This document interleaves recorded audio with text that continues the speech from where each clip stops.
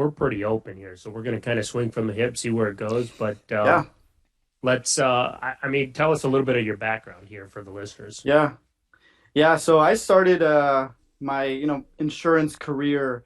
I was 18 years old. I was fresh out of high school.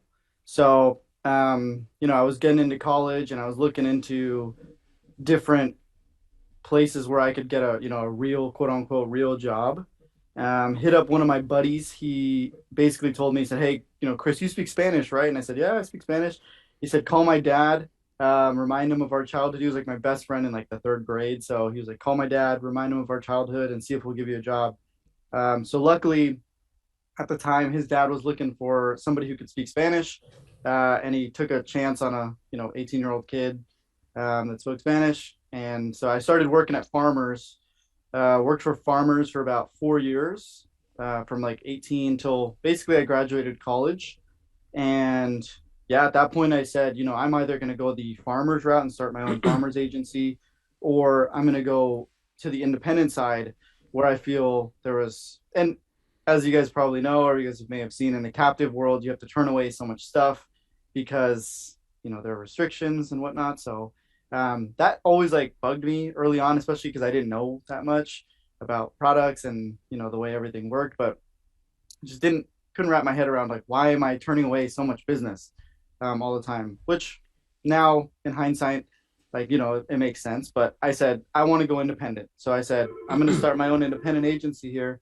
Sorry about that, guys. You're fine. I'm going to start my own independent agency, and at that point, right out of college, I said, I'm going to start my own thing. I launched Adelfia Insurance. That was back in 2018, straight out, day one out of college. Didn't take like a, Euro trip or any of that kind of fun stuff.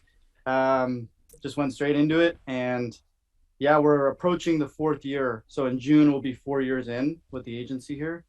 And yeah, that's where we're at now. So it's been a wild ride. Those first couple years in the independent agency are they're tough, man. They're really tough. So yeah. Do you guys haven't like are you guys also did you guys go independent or like I honestly I'm just jumping into this kind of cold and I didn't, do too much, background research on you guys. So yeah, if Yeah, you we don't. guys yeah, are you Uh, guys all captive, independent or Actually, so I'm in the insurance world, and I mm-hmm. was same route. I mean, I went. I was with captive agency called Farm Bureau, Okay. which is kind of a Midwestern company, but then kind of the same thing. I'm like, Wow. there's just not options. There's only one line. There's only Right. one line of insurance. And so I had the same thing. It's like, the other thing is obviously with the captive, I didn't own my book of business. And it's like, I want to give Right. this independent thing a shot. So For sure, yeah. I'm kind of in the same shoes you are. I'm in the first 4 months of the independent world. So Oh, nice. Oh man, dude. Yeah, those are it's, those first months. Those are rough. It's they're good stuff brutal. though. Yeah, Yeah. you learn so much in those first couple months. It's Yeah. insane. I think I learned more in those first 6 months of the age starting my agency than I did in the whole first 4 years working at Farmers. Oh, So yeah. I've it's made like a a lot of crash mistakes. course. I've made Yeah. a lot of mistakes already. It's like, but I won't make them again because it's cost my clients True. money or it's cost me money and time. So Yeah. 100%. 100%. yeah, Yeah, it's definitely um like a crash course. And I think also the way I felt about it, it's yeah, you're almost there's like this pressure on you where it's yours. You know what I mean? right, So once it's right. yours, it feels different. Like the way you treat clients and the whole aspect of it, you put real, pride into everything you do versus, you're just working for somebody and Yeah, you're just yeah, clocking in, clocking out. and I would say from my experience, Chris, I probably needed that first year Yeah. with the captive agency just to even establish wide enough shoulders to be able to handle the pressure of insurance to a Interesting. certain degree. If I would have tried jumping into the independent world Oh yeah. right away, it probably would have crushed me. Maybe I don't know. I'm Yeah. trying to look at the positives. No, no, no. Yeah, I agree. I agree. I feel like there's good it also has such a strong, I think, foundational, like you learn so much um uh I guess it's hard to say, but the foundational knowledge of insurance is really, I think, solid coming from like a Farmers or a State Farm or Allstate. And then No, that sets you up to kind of build whatever it is or tweak and change and do whatever you want to do. on your end. But yeah, it's good stuff. Or, yeah, So I don't sell insurance. Braden is my insurance Mm, not broker, yet. but nice, but nice. my background is in sales. I did Okay. sales basically up until 2018. I was in sales. Um, and so kind of as this podcast goes on here, I have a couple questions for both of you guys, with both of you, because with both of you being pretty much in the thick of sales. Yeah. Sales is such a there's there's so many different aspects of sales. There's so many different types of sales, and there's so many Hmm. um, different approaches salesmen have, and it can Yep. depend on the product. It can depend on the market, and oftentimes it just kind of depends on the individual, what works for you. And so that Hmm. aspect fascinates me. And then also at the same time, so I, like I said, I did sales for basically right when I got into the workforce. First, it was retail. Then I got into gym management, with which my primary role with in gym management was selling gym memberships. Oh, nice. And so that taught me so much. Just sales in general will teach you so much. I've done door to door sales, cold calling. That was a rather it was a character building experience. I did Oh a yeah, man. when I was in college. It was a business internship. I ran a exterior painting business. One of the best worst experiences of my life. But anyway, just those handful of years, whatever that was, 6 years or so, just of different sales jobs, taught me so much about myself and about people. And I'm Hmm. sure both of you guys would agree with that. Yeah. And I kind of learned that sales, while it taught me so much, and there was aspects of it that I appreciated, there's also aspects of it that didn't fit me very well. And since then, I've Hmm. transitioned more into, I would consider my role now more education. I'm on the training team for my current company, and I train our customers how to use our product, and I create training material, like videos and articles and so forth, and that's something I really enjoy. Hmm. And but no, sales,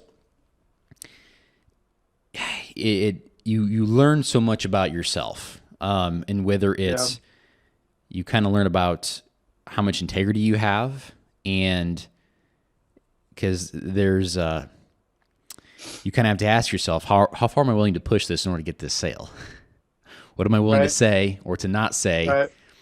And that can be good or bad, because you can really test yourself. And then I've, just speaking for myself, I'll confess, Hmm. in the past, I found myself saying some things that maybe I didn't truly believe in order to get the sale, and that I don't feel like that's right.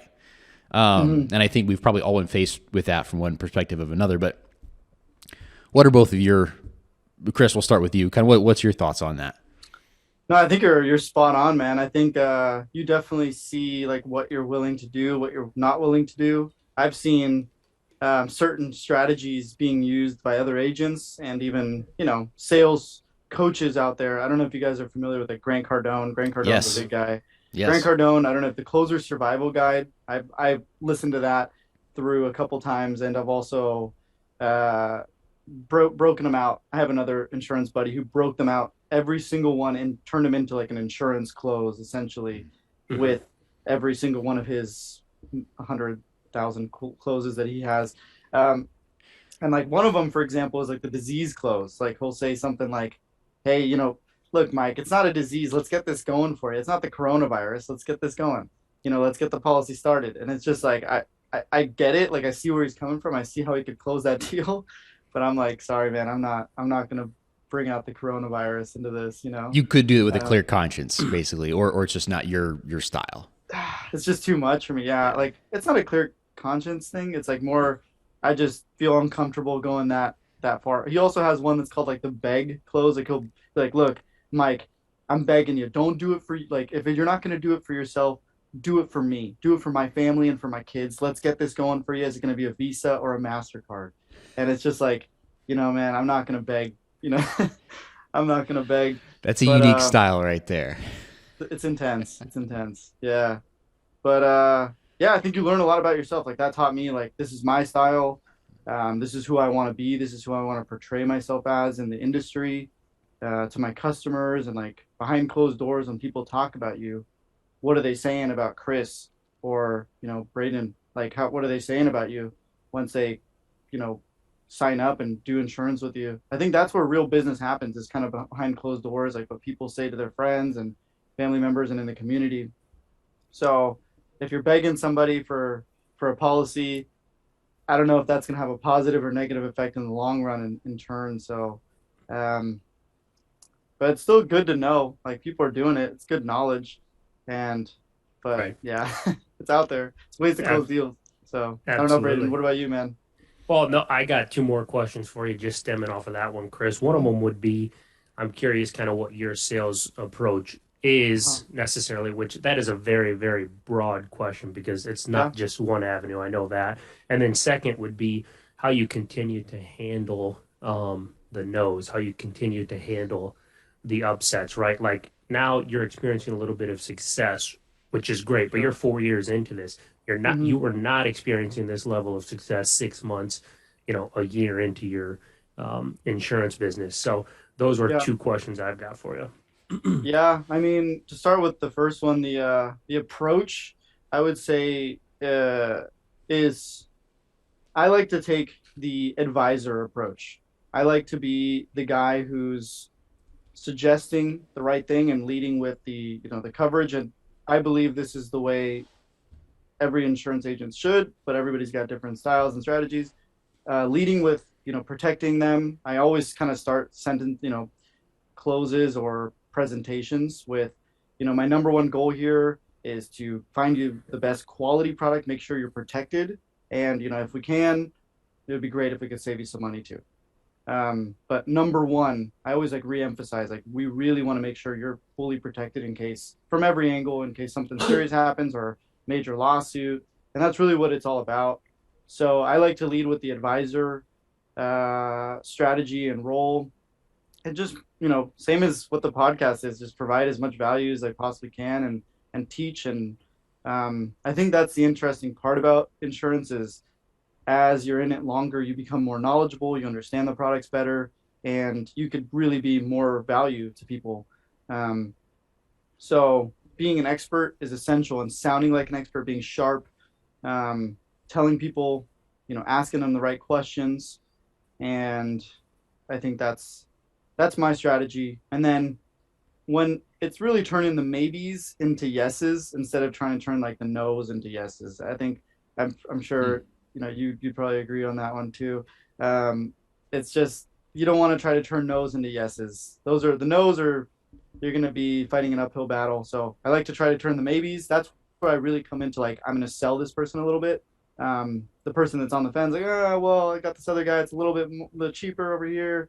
And I'm like, look, Mike, let's get this going for you. It's you break it down. It's only $1 more a day. You got to do what you got to do. That's when you bring in the strategies of different closes and angles. Um, so there's that one. And then, sorry, Braden, what was the other part again? Well, then the second part, what it was just being consistent in Yeah. those sales, even when Uh-huh. you're just getting your face beat in. Yeah, yeah, dude. The getting the face beaten, I think, is essential. I think it's part of the game. Like, um, if you're not getting your face beaten, I don't think you're in the game. So, uh, I appreciate it. Obviously, there's a certain point where you're getting so many back to back to back, and it wears you down a little bit. But every time you get a no, you're one step. I think this is a very cliche thing to say, but you're one no closer to a yes. So, and you just learn from it too. Like the other day, a couple weeks ago, I don't know if you saw my YouTube channel, but I lost like $100,000, account. I've Yes, I seen was going to that. ask you about that. Yeah. Yeah, I mean, dude, that's rough. Like those are big ones. And instead of just sitting there and like dwelling and like soaking up in my own like sorrow and feeling bad for myself over here, I just went through the whole thing and analyzed like what really happened. And that's it, man. Like you just fail forward, learn from your mistake, and feeling sorry for yourself and getting beat up. It's just there's while you're getting beat up is just there's no benefit to it. So um yeah, I think you just got to fail forward and learn from your mistakes and the no's and try to improve on it. Yeah. In a Yeah. nutshell, there, what do you think it was? A lack of communication, a lack of service, or on an account that size, What what'd you come up with when you went through that to figure out why you lost it? Yeah, I mean, the biggest thing was I didn't like lead with the coverage. I was just super focused on like let's match this other guy. They already had a broker who I knew was bringing in a competitive product. Hmm. So I was just super focused like let's beat this product. Let's just get them something that's the same quality, same coverage, and let's get them something just so much cheaper that they're going to say it's a no-brainer. Hmm. And I did that. I came in with something that was roughly, almost $10,000 cheaper, which Yep. is a good amount of money for anybody, even the big businesses making hundreds of millions or, whatever. Maybe not, but whatever. Anyways, I just thought I had it in the bag and I didn't. I didn't lead with hey guys, there's some areas that are exposed. We need to cover these areas. I actually recommend like this is this quote here, this product, but I actually recommend we go with this one. That's an enhanced product. It's actually more coverage and really leading with my, advisory suggestions and recommendations as a true insurance advisor. Didn't do that. And yep, lost it because of that. Yep. I believe. Yep. I believe that's why I lost it. So And yeah, that's not no forever. You could circle back around here in 6 months or a yeah, year and see where they're at. yeah. I got some good feedback too, so I'm optimistic. I think we will get it next year. But I definitely gotta my approach has to shift for sure for the next round. So Yep. Where's yeah. your office located, Chris? We're in Torrance, California. It's right probably 20-30 minutes south of LAX in Los Angeles. Okay. Yep. Okay. Where are you guys at? We're in Iowa, so whenever Oh, you're nice. that's a Oh, flyover hell yeah, state. man. So oh, Currently, but I'm in St. Louis, but I will be moving to Iowa here within the next couple of weeks. Nice, nice. That's uh awesome, man. I'll let you guys know when I'm out there. I'll definitely Please do. give you guys a call. yeah, Yeah, Yeah. for no, sure. most certainly Yeah, we'd love we'd to. love to host you. Yeah, yeah. That'd Link be up with cool. you and grab a bite to eat or something like that. Yeah, maybe once we all kind of blow up a little more and we can start just, booking some business trips out there. So, Sounds I'd like love a the sound of plan. that. Yeah, yeah. yeah. Tell us So about Chris, the. how Oh, sorry, Go Braden, go ahead. ahead. I was okay, gonna kind well, of change the direction. So go ahead. yeah, one more question before we change the direction. First Sure. off, how old are you today, Chris, for the young listeners? Yeah, I'm 25. I turned Okay. 26 in like a month. Okay. Okay. So, Yep. almost 26. So one of the things that seems to be just, I mean, normal across society and well, really across younger, our generation is just trying to people just trying to figure out what in the world they're going to do. So they just go to college, right, and just Yeah. take random stuff because they don't know necessarily what they want to do, right? And a lot of people, Chris, to face the amount of adversity that you faced at such a young age, they would probably take that as a sign that, hey, I maybe chose the wrong industry or I maybe chose, the wrong profession, maybe. Like there's some of Totally. that out there. So what before we switch directions, what advice would you give to the younger listeners who are trying to figure that out? Yeah, I hope somebody young is listening to this because this is important. You just got to be patient. Insurance is not a business where you're going to make, $500,000 in the first year. Maybe you do. That'd be awesome if you did. But it's such a big industry that you learn constantly. Like I'm literally almost 8 years in the industry, and I'm still learning new product forms and like different coverages that are just little additions onto policies. So you just need to be patient, and the more patient you are, and the longer you're in the business, like I said, the more knowledgeable you are, the more of an expert you are, and when you're talking to somebody, that certainty when you're trying to sell a policy, and they hear you drop those little bits of knowledge, and they say that guy's sharp, like he knows what he's talking about, they're going to go with you and they're going to give you the $100,000 policy instead of the guy who's cheaper just trying to match them. We're like same mistake. So um, you got to just be patient. You have to and just keep learning. Um, don't stop learning. Like don't get to a level. I'm saying this for myself at this point. Like don't get to a point where you're comfortable making some decent money and you got a team. You're building up your own agency where you say I'm good. I know everything. So staying humble and realizing like, hey, I don't know everything, and just keep learning and improving. I think it's a self improvement business. So Yeah. patience. This question might be a little premature, but what Sure. keeps Chris going? I mean, honestly, at Yeah. this point, you could take your foot off the pedal a little bit. Yeah. I just feel like I have um I have pretty clear cut like vision of where I want to be. That's important. Uh for sure, for sure. Like I read it pretty regularly. At least I try to read it every day. Some days I So it is don't. written down. Yeah, yeah, it's written down. It's Very written good. down. And it's like very detailed. As you probably know, it's very important, like where it is, what it looks like, how the relationships look like, what color my car is, like everything. Everything is like I love to the it. T. So I'm reading that regularly, and I feel like I'm not nearly there yet. So that's keeping me going. And part of it has to do with like family, where I want to like give back to family that's given me a lot. So Mhm. that's part of it. I could barely I'm barely taking care of myself. I want to make sure I take care of some other people in my life. So um yeah, I got to keep going. Can't That's stop. awesome. I like it. Yep. Yeah.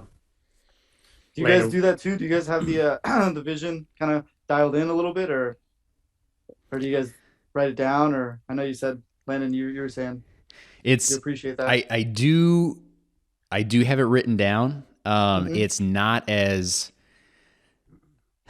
I'm still kind of perfecting it, but Yeah, I do have a fairly good outline of that vision, yeah, and it is written down as far as what I want my lifestyle to be like with my family.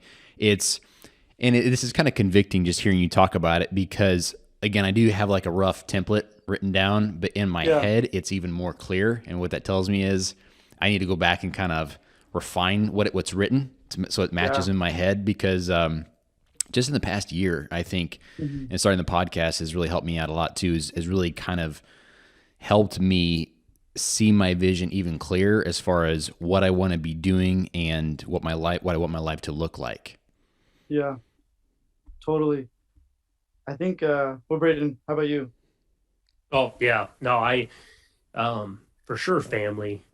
We had talked Hmm. about this in a previous podcast. I mean, spiritually, family wise, fitness wise, Yeah, and then very important. obviously socially, and then financially. Financially, obviously, when you make a jump like I made in January, not that the end goal is any different.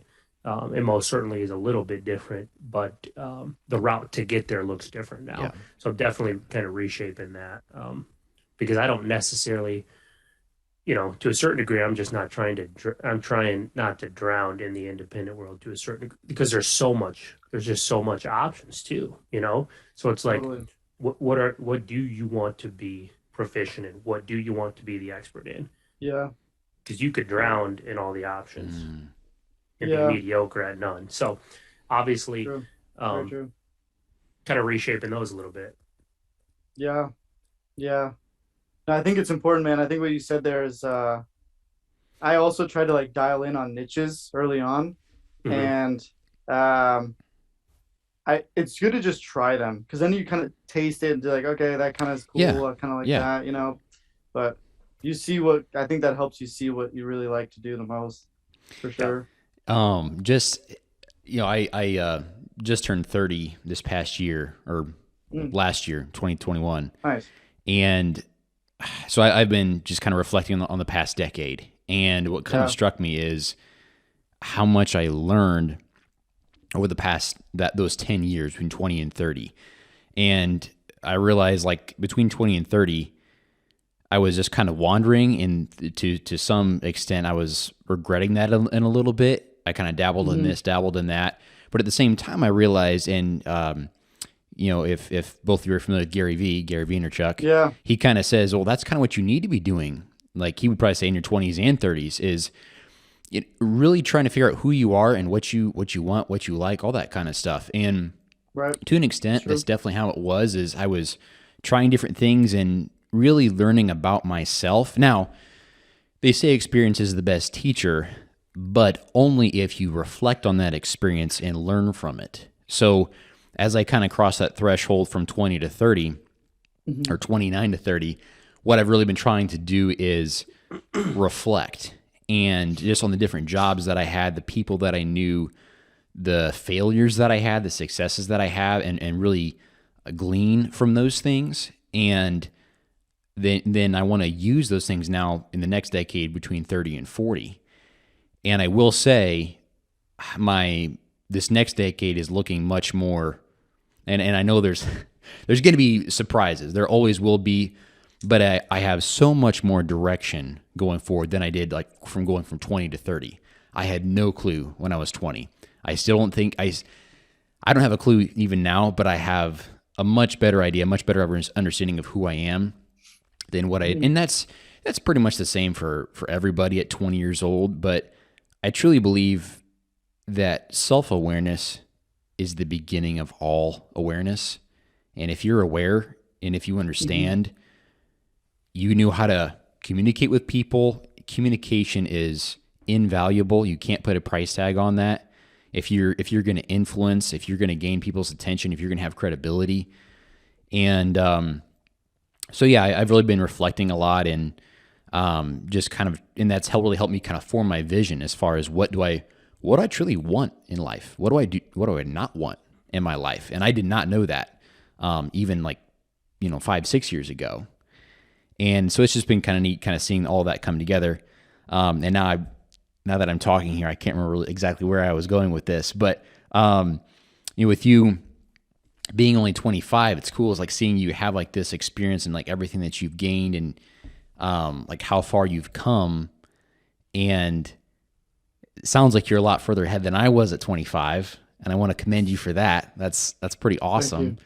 Sure. Yep. But it sounds like you've invested the time. Like, I guess you were kind of saying that. I guess both you and Braden were just kind of saying that you both have kind of invested the time. And Braden, Braden, you're 26. Yep. Yeah. So both of you have kind of taken your time to kind of experiment with things. But again, now I kind of remember where I was going with this. It all comes back to try those different things, but then make sure you can actually identify. The whole purpose of that should be identifying what's that one niche that you really want to dive into that truly fits you. Experiment first, yes, but then be able to kind of, like the whole Bruce Lee thing, discard the things that don't matter and really chip everything away, simplify it down to a couple of buckets where you truly want to invest your time and your money and your effort. And so that's what I'm trying to do now as I step into my 30s. No, I agree, man. I agree. I was gonna say, Landon, is there like anything you would have done different? Like you would have like maybe traveled more, done anything different like in your 20s now that you're 30? Or do you feel like, you got everything you wanted to do? There's always probably more, but I love that question, Chris. Just off the top of my head, I would say yes. I do wish I would have traveled a little bit more being younger. Okay. I'm not a huge fan of travel. I'll be honest. I'm very much about structure in my routines, and because that's where I'm productive. I've never been officially diagnosed, but I truly believe I have ADD. I'm very easily distracted, and so I found that structure and routines help me actually be productive and follow through. But back in my 20s, yes, so now I have a wife and 2 kids, and nice. Traveling is that much more difficult, and truly, there's a couple areas that I study and that I want to improve upon, and doing those kinds of going to maybe like a seminar, or I'm really into fitness and powerlifting and stuff like that. And so there's a couple of like really cool, well-known powerlifting gyms around the country that I would love to visit and meet the owners and stuff like that, meet the competitors, and things like that are harder to do now. As a father and stuff like that, money's more limited, time's more limited. Those are the kind of things I wish I would have done more. But then at the same time, in my 20s, I don't think I realized that that's what I actually wanted to do, was like meet these people, learn from these people. So there's kind of two sides to it. I wish I would have done some things differently, but at the same time, at that time, I wouldn't have known yet that, yes, this is where you need to put your attention, and these are the people you need to talk to. I didn't know that at the time. So Now, Right, if I right. have opportunities like that to meet certain people or travel, I take advantage of it if I can. Yeah. Yeah, totally. Chris, Creating, when do you, go ahead, man. no, I don't want this. I don't want you to ask me too many questions because our Yeah, listeners will then get bored. I would love to keep asking you questions so they sure, can. sure. So here, well, now that we're on this path, what does Chris like doing in your spare time? And spare Yeah. time to you is very different than what a lot of people. Chris doesn't go home and binge watch. You know, 16 hours of Netflix. Chris doesn't. Like, yeah, what do you like? What do you enjoy doing when you're not working? Yeah. No, that's funny because I was actually going to say the same thing. I was like, how's your work-life balance going? Um, my My spare wife would time. say it's not going. Oh man. Yeah, I would say I'm also pretty dialed in. Like I have a pretty clear schedule where most of my day is pretty much taken up here at the Mhm. office. So that's why I always recommend to people do something you like to do with whatever your career is, like enjoy it, because that's where most of your day is going to be taken up. I would say most of my day is here at the office. If it's not here at the office, it's either I'm at the gym in the mornings. I try to hit the gym in the mornings before work. Um, After spending time with the girlfriend, I like going for runs. I think runs have been essential for my mental health throughout, Mhm. Mm. building up the agency. Lots of stress. It's a high stress environment, especially when you have team members and more responsibilities start to stack up. So runs have been essential for me to clear my mind. Uh, Soccer teams, like little soccer leagues here and there on the weekdays, and then weekends I try to get some stuff going on like Saturdays. Yep. But really try to check out. Honestly, like I'm pretty good at checking out completely.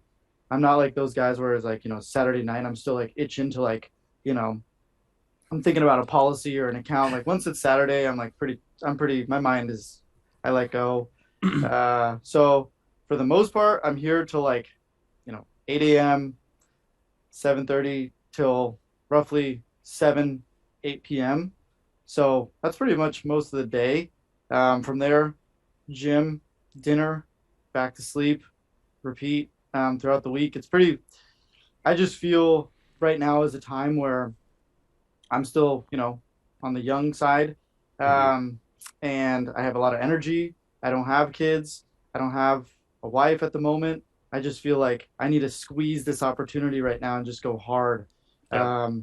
Because if not, more responsibilities start to stack up, you really need to have more discipline, probably take a little less sleep. I'm enjoying my sleep right now. So I'm just taking advantage of it, Landon. I know you're probably, probably with the kids and stuff. So, Yep. um, Yep.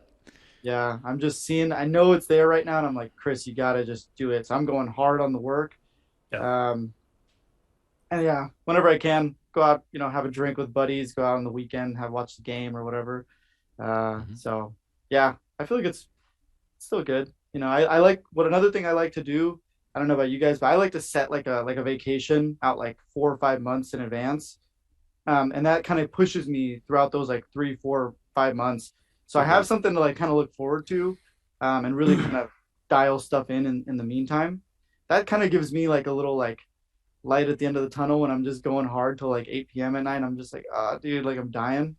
Right. So yeah, that's kind of That was something. gonna be my next question is how you Yeah.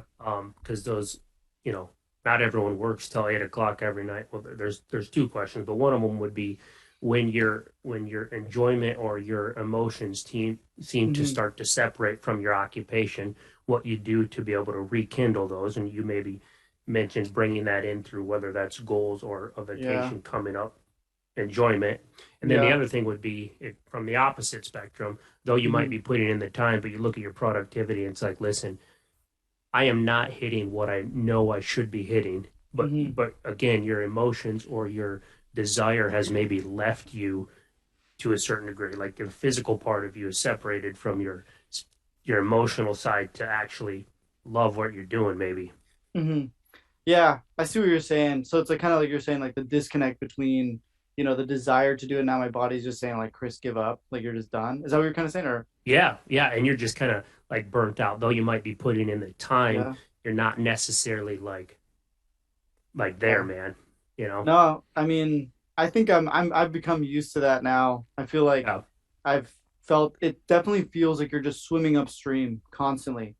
Hmm. Um, and it feels like you're doing all this work and just no results. But what I've learned is that while you're in the thick of it, while you're just swimming upstream, it obviously feels like you're being held back. But once you look back at the end of the year and you look back at everything you did, that's when you really see the progress that's made. So you're not going to see it. It's not instant gratification, especially in this business. It's a slow business. It takes months, years to build anything meaningful. And that's what I was talking about, patience. So um, I think I've now gotten used to the fact where it's like, at first, I feel like I'm a hyper guy. I also probably, Landon, I probably have ADHD too. Um, I feel like I always want stuff happening, like now. Um, so when I don't see that, I start to kind of freak out. I was probably better built for like a tech like company that could blow up really quick or something, make hundreds of millions of dollars or something.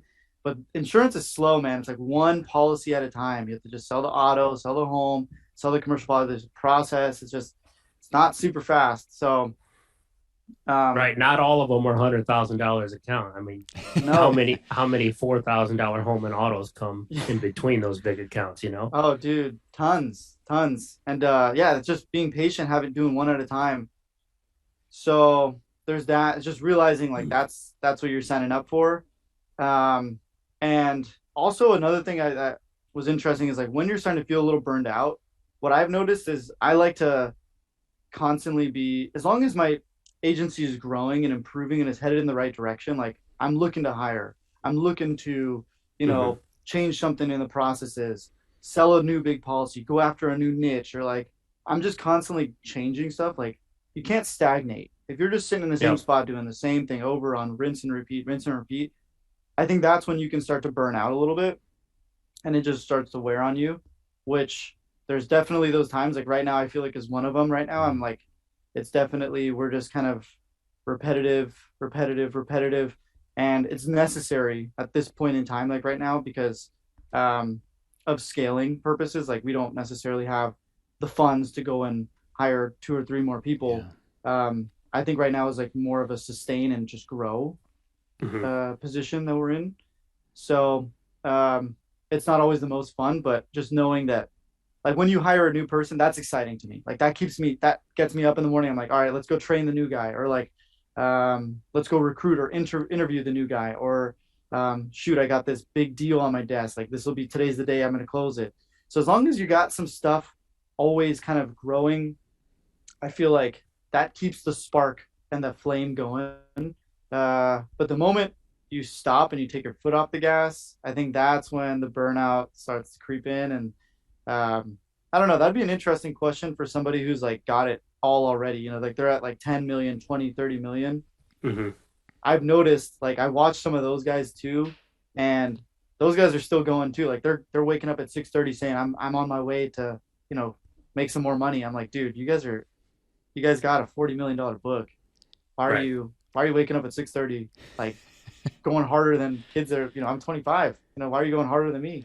It's kind Yeah. of crazy. But they're just dude, they just don't want to stop. Right. So I think that'll be And me one day too, honestly. Like well, 20 years. Yeah. I think it Yeah. most certainly will, Chris. You take your Maybe. Landon and I talked at length about this, but the problem is like you find you take your foot off the pedal to a Uh-huh. certain degree and you try and take it easy. Well, the thing Yeah. is, though Yeah. physically and mentally you might enjoy it for a little bit, but eventually, one of my questions is what's Chris's biggest obstacle? And I think if you're anything like us, your biggest obstacle is probably your mind, and you know when Yeah. you start to take it easy what your consequences are because Chris knows what it took to get to where he's at. And so when you're not putting in the work, you're not putting in the hours, you know good and well that there's T's not being crossed, there's I's not being dotted, there's opportunities not being had because you decided to take it a little easy.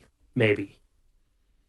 Yeah. Yeah, I think you're right, man. You probably answered it. Honestly, like I don't know if you didn't say that, I don't know what I would have said, but now that I'm like thinking about it, you're right. like it purely is you against you, especially when you're in charge and you're in the driver's seat. So yeah, I just feel like what other obstacle? I mean, no, it's just me. Pretty much, you're right. You hit it Yeah, spot on. Yeah. yeah.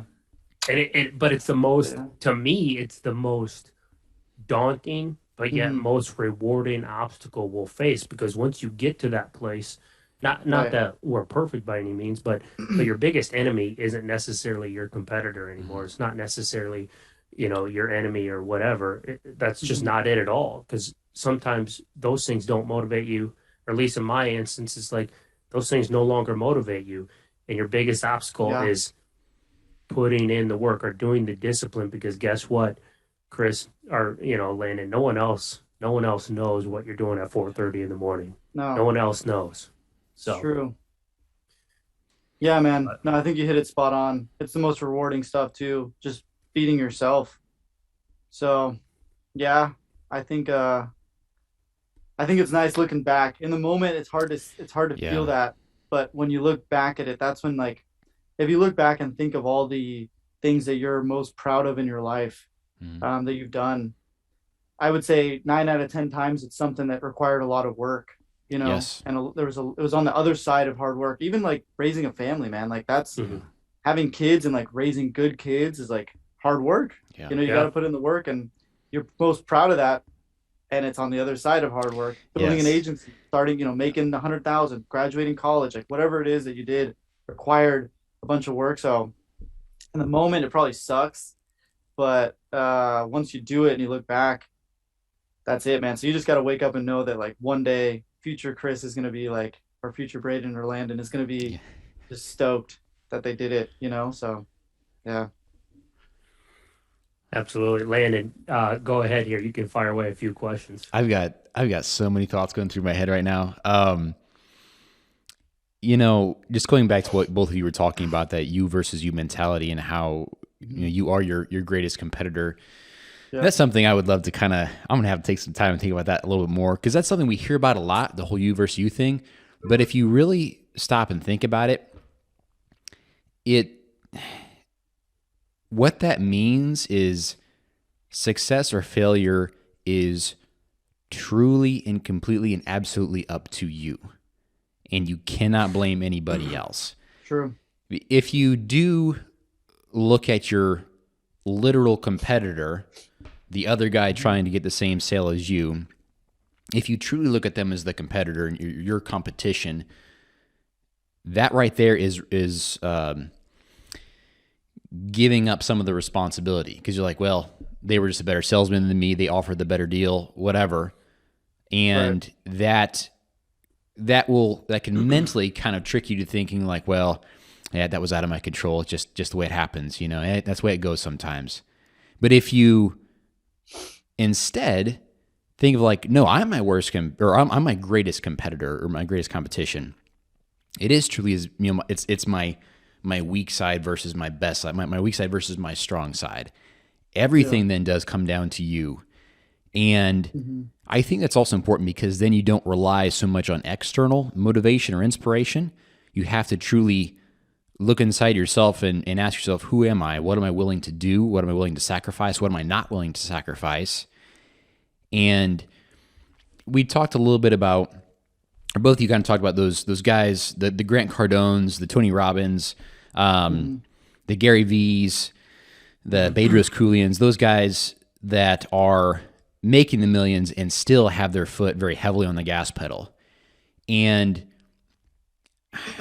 I would imagine if we talk to those guys, and we'll talk to those guys at some point, but I think they would agree with us, is that it's, you put your blinders on, you don't worry about what the next guy's doing, you don't compare yourself to others, and you truly work on being the best that you can be and truly try to contribute with the best that you have to offer, because True. there's no duplicate of you there, and nobody can deliver the way you can.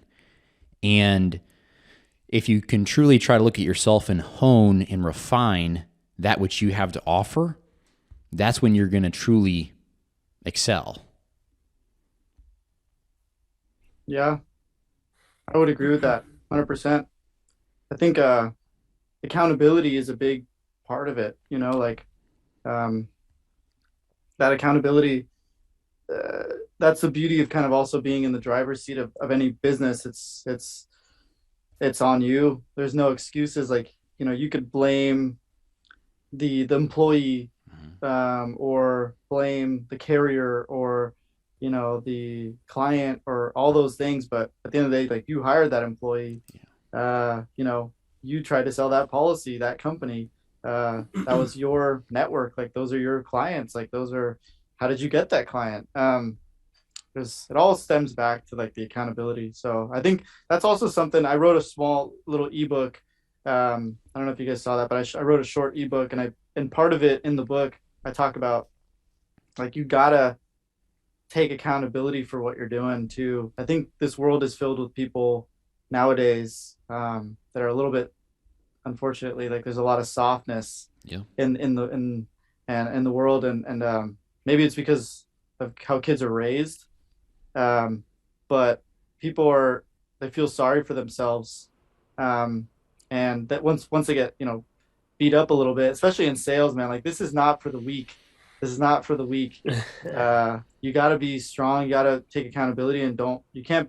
I think it's also just creates a negative cloud in your mind too if you start feeling sorry for yourself and like feeling like everybody's against you. And it's just this, you have to be positive, especially in insurance, man. Like, we're selling fear, a lot of fear. So you got to put a little positive spin on that Yeah. somehow. Yeah. Important. No, I would No, agree with you as far absolutely. as how society is today. And the fact of the matter is, and there's definitely people out there that would disagree with me, but you can you can basically suck at a lot of things and still be living pretty well here in America. Yeah. And there's just not a whole lot of consequences for being a bum, frankly. Right. And this is just based off of what I've experienced and what I've observed, because I've been that bum. I've been that guy that lived in someone else's basement. And Hmm. two different instances in my life, I lived in someone else's basement. And Wow. now I was significantly younger and stuff like that, but it was a point in my life where I didn't really know anything about managing money or time. Hmm. I've talked about this in previous podcasts, but I still live pretty good. I mean, considering, I always had plenty to eat and all that kind of stuff. I still had a cell phone. I still had videos to watch, all that kind of stuff. And we live in a country that offers us so much, and Yeah. you only have to take advantage of a fraction of it in order to live a good life. And Yeah. what you're saying, Chris, is it is pretty easy to get by, but Totally. it does take hard work to take it to the next level. If you truly want to see Yeah. what success really is and truly thrive as opposed to just survive, that's when you have to take the initiative, hold yourself accountable, and truly live out your convictions and invest that work. For sure. For sure. It feels like, I think there's a lot of resistance when you're doing it too. Like, it doesn't feel smooth. That's why, like I say, it feels like you're swimming upstream. So that hard work trying to like take that, and you're right, man. It's honestly not that much. Like, all you need is a fraction of even the insurance industry. Like, look at the insurance industry. It's a massive industry. If you even get like 0.01% of the industry, you're already making, like, you're in a great position. You're in a great living. Yep. Um, but it definitely doesn't feel like that's the reason why stuff is created out of nothing. I think is you go against the grain, and there's a lot of resistance. But if you feel that resistance, that's why I say, like, if you're getting bloody, that means you're in the game, like you're playing. Right. But if you're not feeling like people are like hanging up on you, saying no, like f you, I don't know if I'm allowed to cuss on here, but you know f you, get off, don't call me ever again, like that kind of stuff, like, then you're not doing something. You got to be hearing that once in a while. You're not Yeah. trying hard enough if you're not hearing that Right. stuff. Yeah. Right. I agree. I like You that. got to get some FUs. Yeah. So maybe like that's a good. I feel like that's a good title of a book. Like, get some Yeah. FUs. Well, Man. not to switch the topic here. We want to be respectful of Yeah, your time. yeah. So we've got about five, Thank 6 you. minutes here, Chris, before you got to jump Cool. off. But I've got three questions here that Yeah. I personally would like to know. I'm sure the audience would like to know. Of these three, you can pick Hmm. and choose. First one is I want to know a little bit about. I think your habits are pretty clear. I mean, you're obviously exercising, you're eating healthy, Hmm. and you're working hard, right? That's one. Two would be book Mhm. recommendations, and then maybe close out with I don't know you personally, Chris. Hmm. Hopefully someday we can meet and spend some time Yeah. together. But three would be dead or alive. Who would you interview? Your top three, regardless. With Mm. well, I'll just leave it there. You can choose. Yeah. Yeah. So the first one, I pretty much, yeah, I hit on that quite a bit. So pick one of those three you said, Brayden? Yeah, yeah. Well, just Okay. we got 5 minutes here, and Three people Okay. that you would want to interview, whether yeah, they're alive today or dead today, who would it be? If you could Three of choose them? three of them, yeah. Okay. Yeah, yeah. I would say number one, Kobe Bryant. okay. Unfortunately, yeah, he's dead. Dude, Hmm. yeah, it's sad. I remember literally the week before that happened, I was I was like doing one of my first actual like YouTube channel shows. If you go back, you could see it was like right around that date. The week before, I was quoting stuff from Kobe saying how, you separate yourself. Like he's waking up at 3 a.m. He's just putting in more hours. Like the guy's just working harder. That guy is Right. just, I think he's just such a overall, like, such a shame, man, that he's gone. Mhm. I think Hmm. he was like, one of the best humans that possibly lived in our, in my, at least my lifetime. He just played basketball, but he's just like, if you listen to some of the stuff he would say in some of his interviews, it's amazing actually. Like he was a godly man, like he had a lot of faith. He was a hardworking guy, like cared about people, like overall just a great human. Like Hmm. I aspire to be kind of like Kobe a little bit, Hmm. in certain ways. So yeah, he would be one of them for sure. Let me think. Who else would be a great one? I would love to talk to Gary V. Gary V is he's a beast. Um, I've gotten a lot from Gary V. I've also implemented a lot of his strategies myself. That one would be more like, hey man, like I love you, and like dude, yeah, like honestly, thank you so much. Can I That'd get be a more hug? like that instead of like trying to learn. All his stuff's online anyway, so you can just watch his stuff. Right. Right. I love that guy. Shoot. I like Tony Robbins. I feel like Tony Yeah. Robbins. I know we just talked about these guys, but honestly, yeah, Tony Robbins is good. I feel like is he can maybe help. Like he just knows so much about psychology. I think of Yeah. humans, and like he could even just. I think just these are all like honestly, selfish interviews that I would do. Um, because he'd probably help me unlock. I know people pay him like even millions of dollars just to Yeah. unlock certain parts of their mindset, and I feel like a good interview with him could probably help me get to the next level. Yeah. So Yeah. I think Kobe's hard on like the discipline, like get stuff done, like work harder than the next guy, and beat yourself.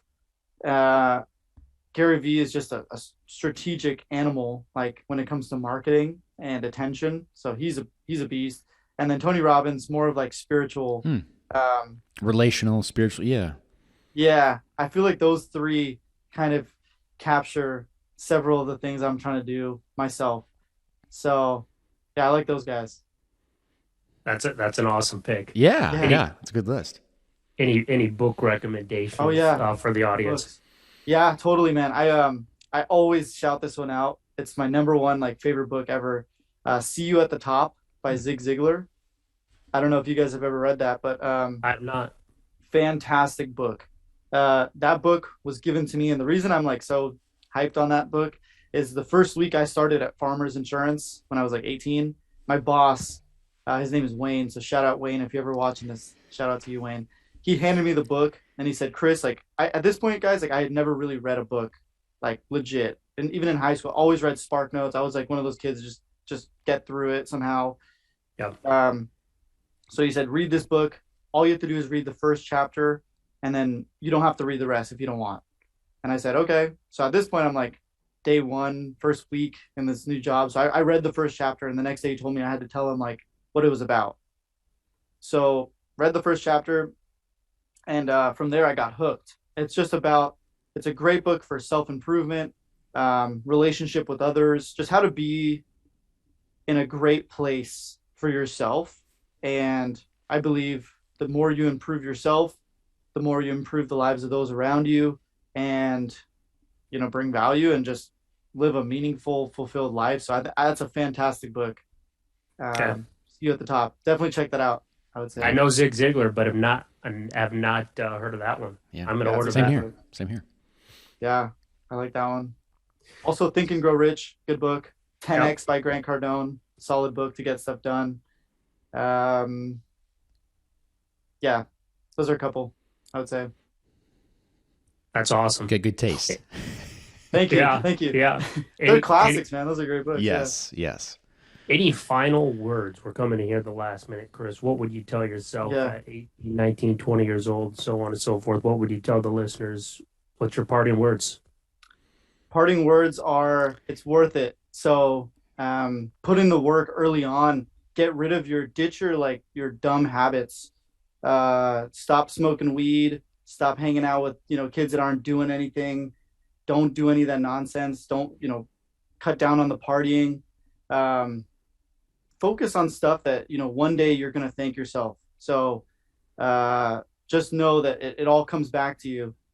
So put the right intentions out there, and harness the power of your mind. Your mind is extremely, extremely powerful, and don't take that lightly. Like, that sentence right there is, I believe, gonna unlock whatever you want in your life. So the power of your mind is not something to take lightly. It's a serious thing, and you can really, when they say you can do anything you want in life, like I truly believe that, like 100%. If you set your mind to something, and that sounds super cliche, but when that clicks for you, when that makes sense, that's when you can do whatever you want. So yeah. Very good. Braden, I was going to ask him where people can find him, but did you have one more question? No, I appreciate you, Chris. Appreciate you coming on. No, I thank really you do. guys. Yeah, thank you guys so much. It was a great interview. I appreciate it. Yeah, if you guys want to check me out, you can go to chriscostantini.com. And also you can find me on any social media, Chris the Insurance Guy.